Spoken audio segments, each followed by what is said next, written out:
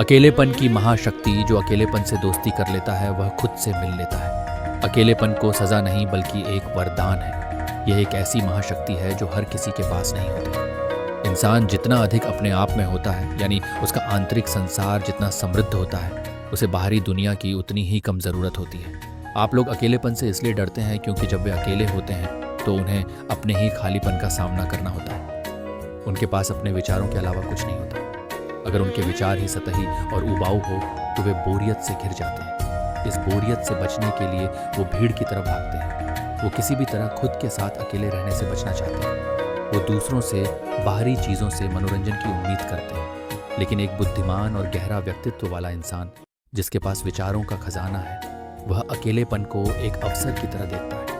उसके लिए अकेलापन खुद से मिलने का, अपने विचारों को व्यवस्थित करने का और अपनी रचनात्मकता को बाहर लाने का सबसे बेहतरीन समय होता है। उसे दूसरों के सतही मनोरंजन की ज़रूरत नहीं है, क्योंकि उसका अपना मन ही उसके लिए मनोरंजन का सबसे अहम स्रोत होता है। महान कृतियाँ और महान विचार अकेलेपन में ही पैदा हुए हैं। समाज और भीड़ अक्सर हमारी मौलिकता और व्यक्तित्व को खत्म कर देती है। भीड़ का हिस्सा बनने के लिए हमें अपनी सोच को, अपने सिद्धांतों को भीड़ के हिसाब से ढालना होता है। हमें वह बनना होता है जो हम नहीं हैं। यह एक तरह का समझौता है, लेकिन जो इंसान अकेले रहने का साहस रखता है वह इस समझौते से बच जाता है। वह अपनी असलियत को बनाए रख पाता है। इसका मतलब ये नहीं है कि हमें पूरी तरह से समाज से कट जाना चाहिए। नहीं, हमें दुनिया में रहना है, लोगों से मिलना है, लेकिन हमें अपने लिए अकेलेपन का एक कोना ज़रूर बचा कर रखना चाहिए। एक ऐसा समय जो सिर्फ हमारा हो, कोई और दखल ना हो।